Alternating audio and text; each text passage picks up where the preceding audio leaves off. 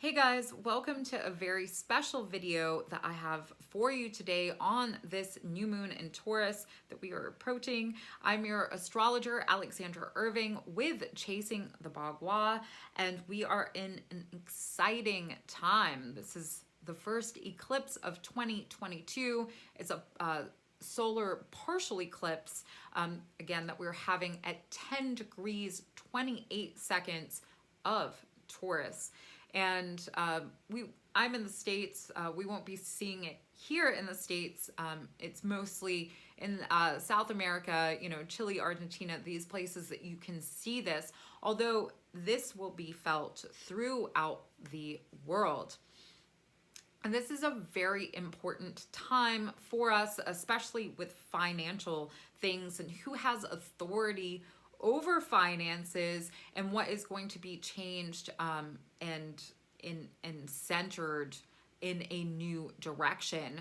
This is 10 degrees, so it's a 1. There's an initiation of new authority when it comes to finances, when it comes to especially, foreign policy and these things, and how war is affecting these principles of financial dynamics, because Mars is in a helpful aspect to the sun and the moon during this time.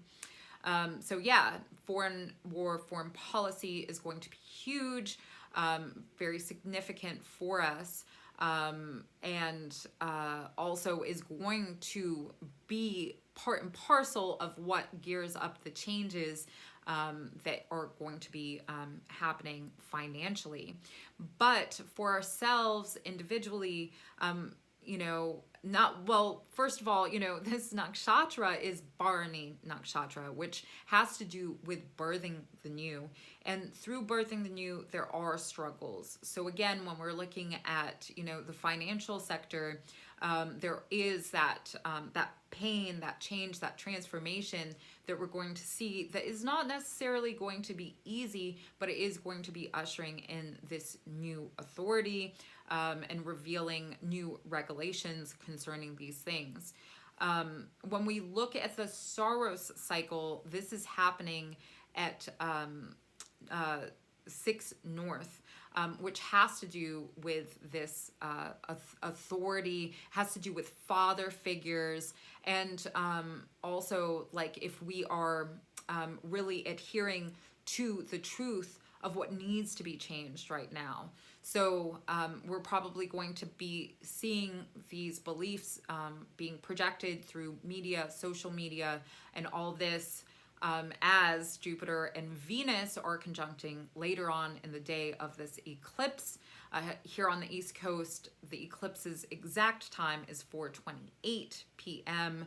And we get that Venus conjunct Jupiter at 5:13.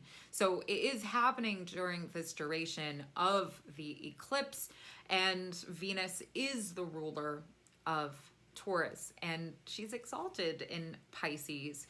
So things, are going to be changed drastically and for the better in a lot of ways, I would say.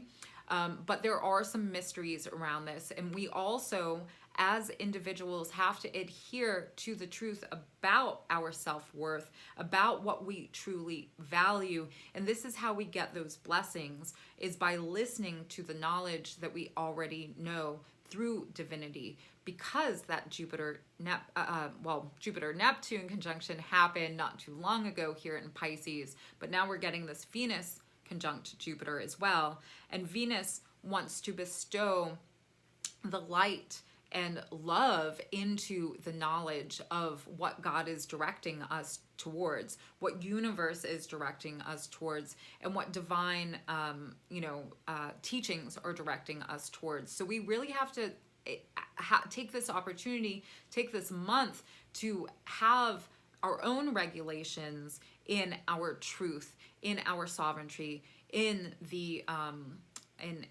hands of the Creator as well. We're going to have to practically apply ourselves to our self-worth and all these things. Value is of the utmost importance, and we can value friends, we can value relationships, we can value currency as well, but it is our sense that we are placing from within ourselves. So Mercury, is in the second house in its own home. Yes, it's in shadow. So this is going to be very inwardly looked at of how we are attaching to value, and how we are changing, how we are utilizing our environment to create more divine will, to create more abundance. And I would say with this energy and throughout all of May, there is a chance to excel with rewards and these things that we've been working towards as well, because all that beautiful energy is in the 11th house from this new moon conjunction. And I mean, you got the moon in exaltation, you got Jupiter in its own home, you got Venus in exaltation, Saturn's in its own home. There's a lot of power to create big shifts for ourselves, and we're also going to see that reflected in the world. So as we maneuver through May, taking on the understanding of change, we have to liberate ourselves, free ourselves in new ways, new strategies. Uranus is conjunct this new moon. It is at 14 degrees, so it's within a 4-degree orb to the sun and the moon at this time. And this being said, yes, we're going to be dealing with all sorts of different types of people, different types of information, and sudden change, sudden breakthroughs about, our finances, about, our families, our resources, and also our ways of nourishing ourselves. But there are a lot of blessings. So, the way that we can be prepared for the magic of this is by letting go, by taking action towards, compassion. I want to say saintlyhood, but that sounds a little extreme.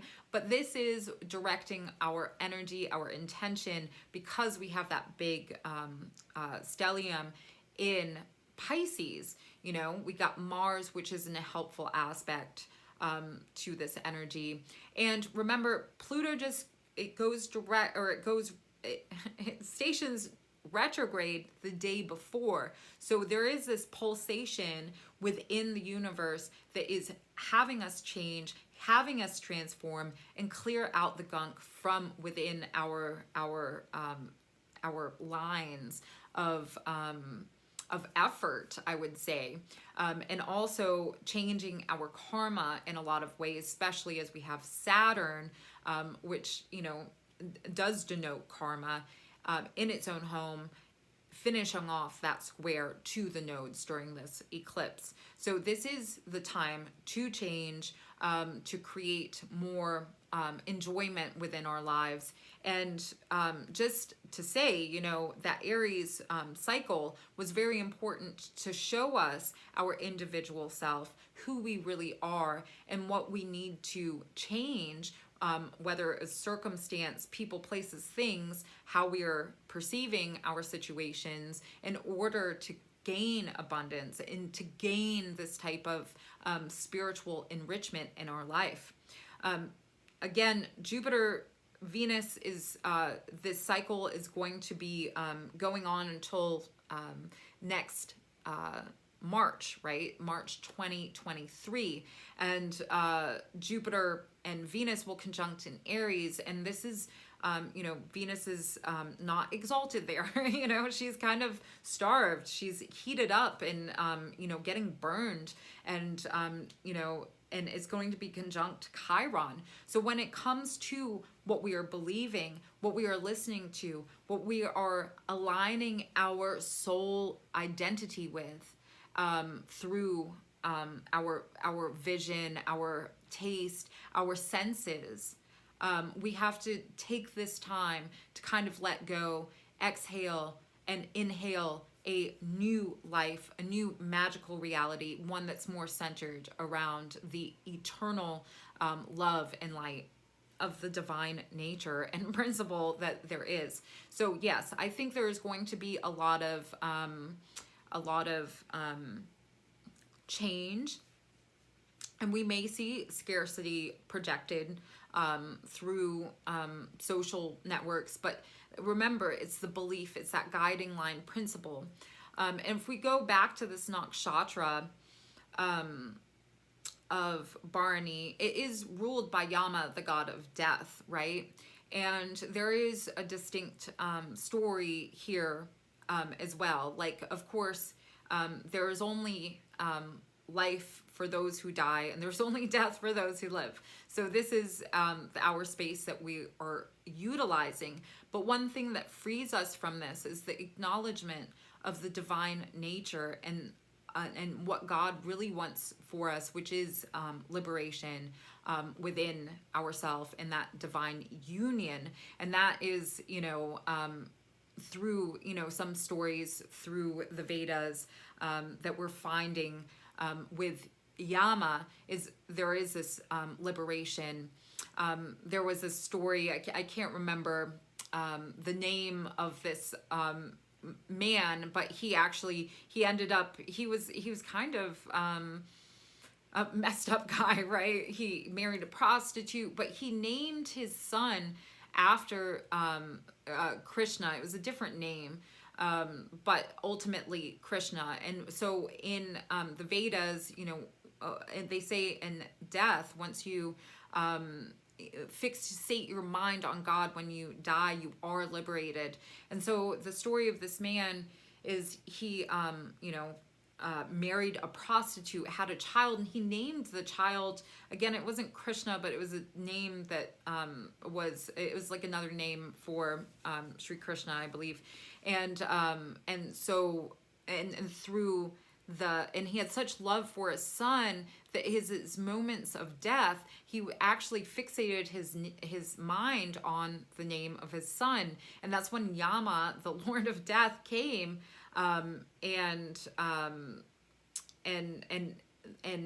he wasn't able to take him because he had his mind fixated on God, on the name of God.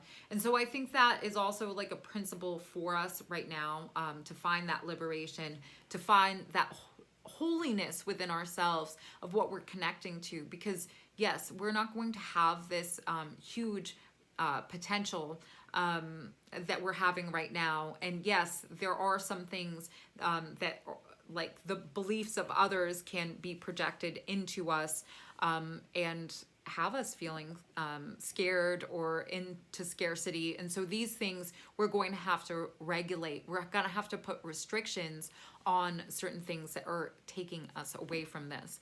But all in all, I think this is a beautiful time for us to guide ourselves into a new awareness with ourself, our self-assurance, and what is truly valuable within our lives and love and relationships. And money as well. Again, this is a big time for money. So yeah, things are changing, and just be sure of what you are truly valuing. Well, thank you so much for joining me today for this video on the new moon in Taurus. It's a big time of change. Again, Uranus is involved, so you can expect all the unexpected breakthroughs. Keep searching, keep revealing yourself into the truest form and understanding and perspective that you have. We are all creators, and we are, all magnificent. So with this energy as well, hold compassion and hold love for others. Thanks again. And if you would like more on this, you can always check out my daily podcasts on Chasing the Bagua. You can find it through Apple Podcast, Spotify, anywhere you can find a podcast. I have a lot more on the way. And do stay tuned on Instagram. Every Monday I do have a All Signs weekly horoscope that you can find live at 9 p.m. Eastern Standard Time. Again, that's on Mondays. So do follow Chasing Bagua on Instagram. So much more on the way. I love you all, and I'll see you soon.